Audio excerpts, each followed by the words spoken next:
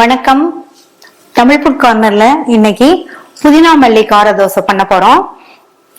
எப்பவும் யூஸ்வலா பண்ற தோசை மாதிரி இல்லாம இந்த மாதிரி தோசைய ஒரு தடவை ட்ரை பண்ணி பாருங்க. டேஸ்ட் ரொம்ப சூப்பரா இருக்கும்.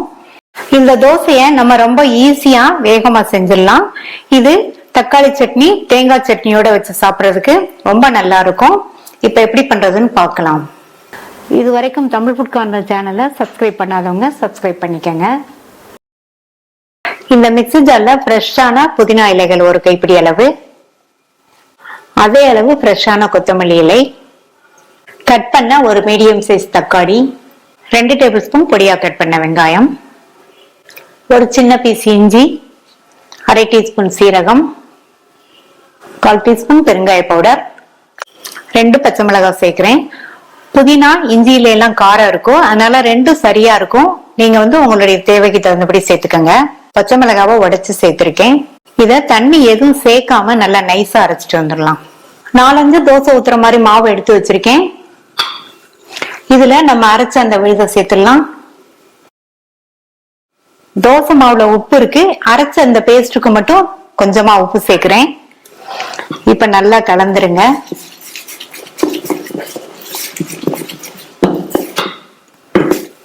இதுல கொஞ்சமா தண்ணி சேர்த்து தோசை மாவு பதத்துக்கு கரைச்சிக்கலாம். அவ்வளவுதான், மாவு ரெடி ஆயிடுச்சு. தோசையை ஊத்திடலாம். தோசைக்கல் போட்டு சூடாயிடுச்சு. தோசையை ஊத்திடலாம்.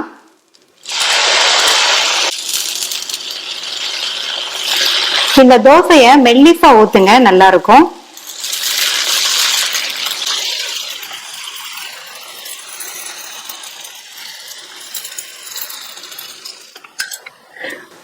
தோசையை சுத்தியும் தோசை மேலையும் எண்ணெய் சேர்த்துக்கலாம்.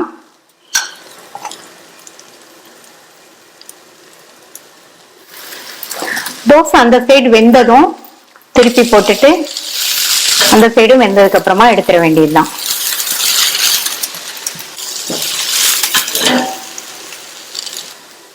தோசை வெந்துச்சு, எடுத்துடலாம்.